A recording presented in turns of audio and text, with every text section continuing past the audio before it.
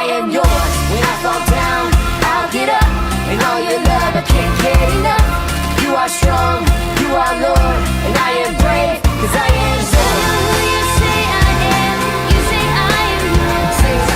Doesn't matter what I feel, in you I am secure. I will trust in you, don't have to worry anymore. 'Cause I am yours, I am yours. I am yours, I am yours. I am yours, I am yours.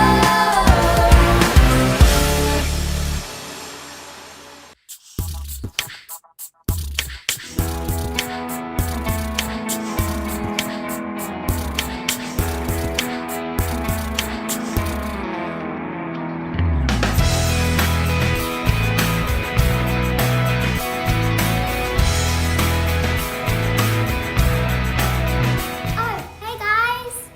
So today's lesson is standing up for what's right.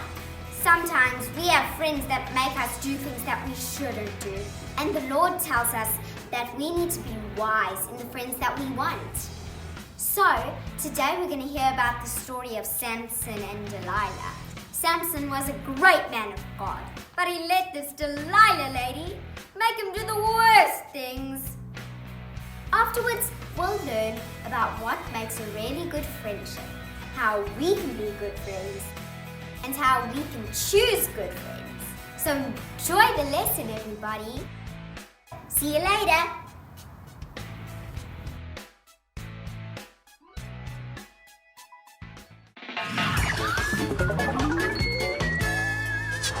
Hey families, I'm Katie and I'm so happy to have church with you right now. My friends told me about a game called Tug of War. Have you played that? What do you think the rules are? Thanks for those ideas. I guess I should try it out with my family later. Now let's learn our point. Every day, I make choices that honor Jesus. Say it with me. Come on. Every day, I make choices that honor Jesus. Great.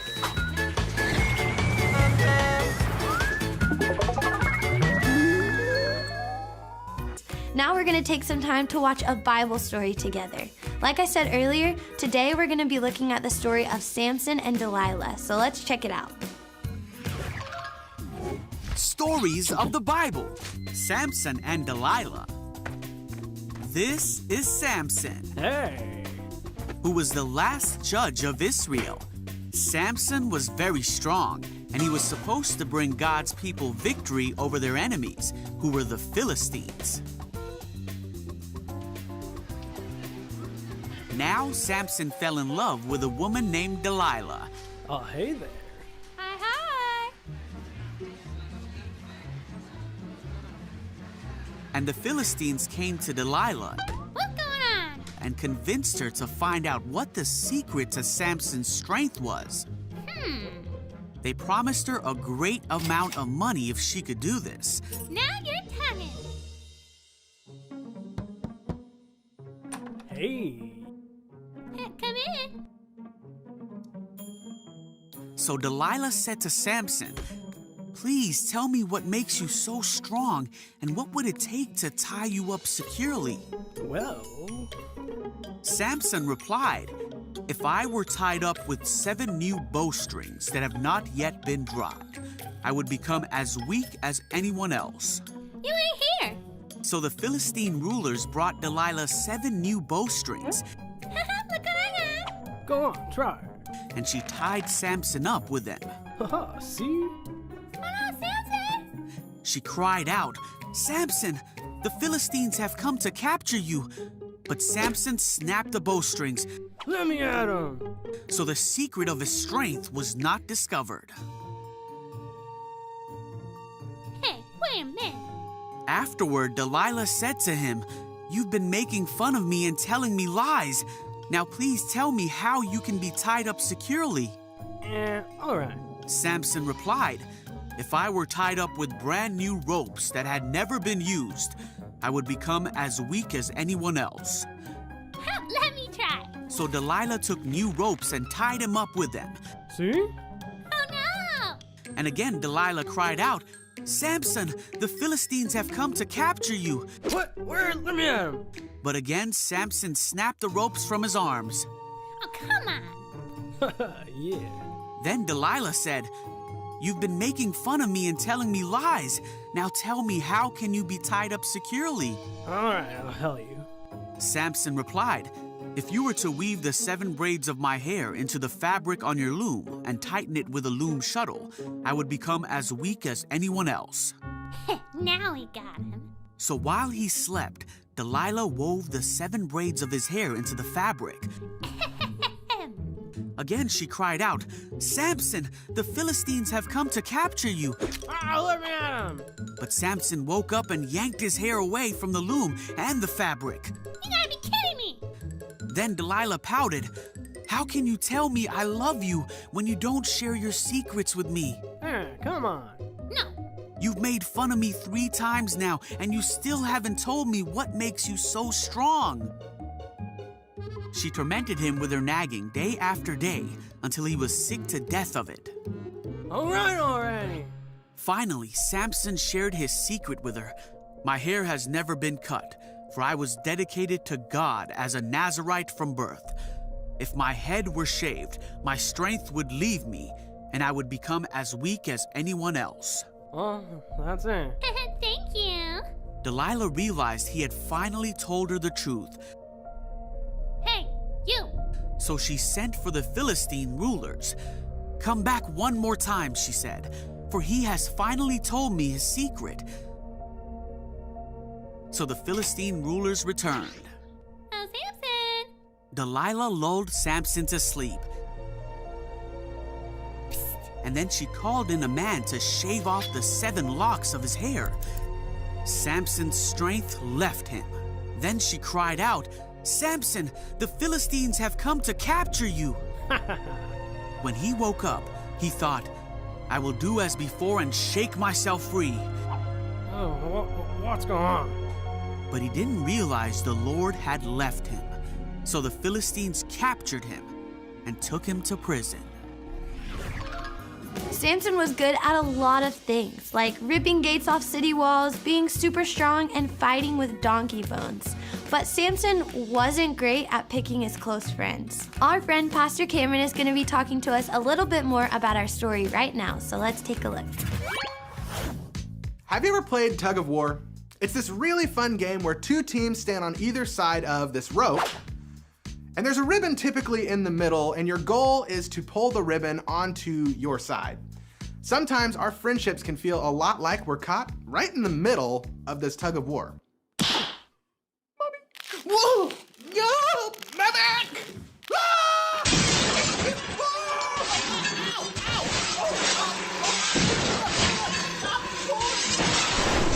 Oh, thank God, the worst is over.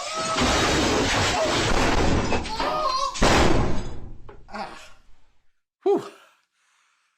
We're like that ribbon that is being pulled back and forth by our friends in this tug of war. And many times we have this struggle between listening to good friends and bad friends. You may be thinking, how do I even know if they're a good friend or a bad friend? And the best way to answer that is to ask yourself a couple questions. Are they constantly pulling you to do wrong things? If so, I think they're a bad friend. Or are they pulling you in the right direction to do right things? If so, they're a good friend. Now, they may not follow Jesus, but if they pull you back in that right direction, they're a good friend. Likewise, if they're a friend that says they follow Jesus, but they're pulling you in the wrong direction, they're a bad friend. So which way are they pulling you? That will tell you what kind of friend they are. In the story of Samson and Delilah, Delilah was clearly a bad friend. She pulled Samson in the wrong direction. Samson didn't want to give in and tell her the secret of his strength because he knew it was the wrong choice. But she kept on bugging him about it. And it was like she was pulling harder and harder until finally he caved and made the wrong choice. And that choice eventually led to Samson being killed. Just like Delilah was pulling Samson to make bad choices, sometimes we have friends that pull us down and try to get us to make bad choices. Maybe there's a movie or a show that you know you're not supposed to watch, but they try to get you to watch it anyway by saying things like, your parents won't know that you watched it. they don't know won't hurt them, they're pulling you in that wrong direction. Or maybe they try to get you to do something that you know you're not supposed to do, and they just keep pulling you in that wrong direction. Maybe they try to get you to lie, cheat, or steal. They're bad friends, and they're pulling us in the wrong direction. As we follow Jesus, we're going to need friends that help pull us in the right direction. But it's more than just making right choices or wrong choices. We know that we need to follow Jesus and get closer to Jesus, but we're going to need friends to help us do that. We need friends that will come alongside us and pick up the rope and pull us closer to Jesus. The Bible says in 1 Corinthians 15:33 that we should not be tricked, that bad company and bad friends are going to hurt our good character. Our friends matter, and we need friends that are going to encourage us. We need friends that are going to protect us from bad friends. And most importantly, we need friends that are going to pull us closer to Jesus. If we want to make choices that honor Jesus, we need good friends around us to help us do that. So we have to choose our friends wisely. That means that we choose friends that are pulling us to do the right things and ultimately pulling us closer to Jesus. We should make choices that honor Jesus when it comes to our close friends. Good friends pull us in the right direction, and bad friends pull us in the wrong direction. So, are your friends making you better or worse? Remember, every day we should make choices that honor Jesus. That's it for this week. Thank you so much for joining us, and we'll see you next time. Okay, friends, it's time for our Bible verse. I'll say it first. It goes like this. James 1:5. If any of you need wisdom, ask God for it. Now I'll say little parts and you can repeat them after me. You ready? Okay. James 1:5. If any of you need wisdom, ask God for it. That was really good. Jesus will give us wisdom to choose good friends when we ask Him. Thank you, Jesus, for helping us make choices that honor you. I had a great time having church with you. See you later. So today we've been talking about friendships. What do you guys think goes into a good friendship? Well, how about we make some friendship soup?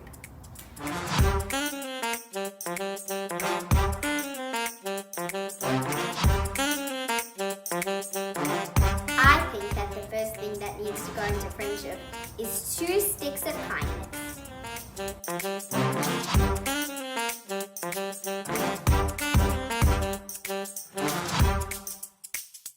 And probably like a whole gallon of goofiness.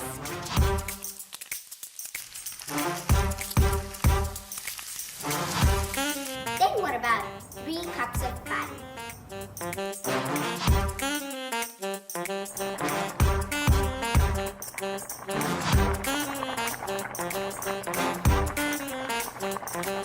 Make sure that you take out any jealousy. And then 3 pints of honesty.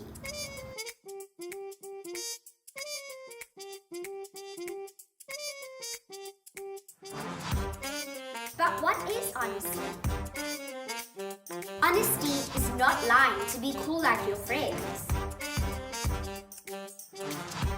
Just be yourself so they can like you for who you are. With honesty may come a teaspoon of arguments, which can be quite sticky.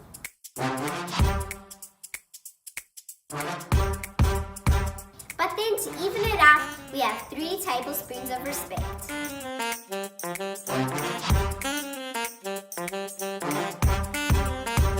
I think friendship means 1.5 cups of safety.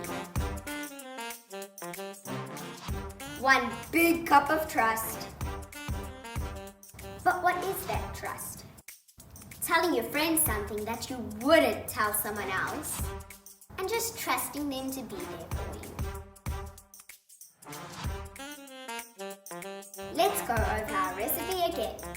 2 sticks of kindness, 1 gallon of goofiness, 3 cups of having fun, 3 pints of honesty, 1 small teaspoon of arguments, which is quite sticky, 3 tablespoons of respect, 1.5 cups of safety, and 1 cup of trust. What ingredients have you been putting into your friendships?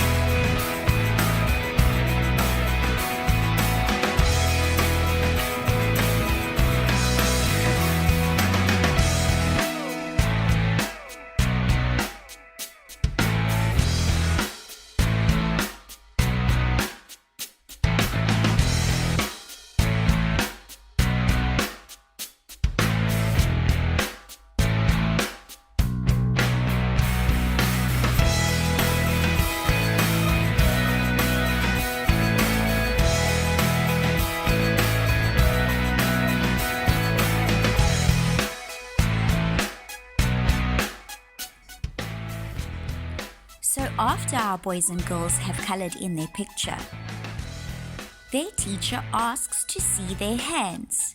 Do you see how their hands are nice and clean? Then she tells them to rub their hands over the word friends. And what do you think happens? When you look at their hands, you see that their friends have rubbed off on them. We can take this object lesson and remember our lesson today, that friends can rub off on you, either for the good or for the bad. We get to choose our friends, and we need to choose wisely. I choose to stand up for what's right.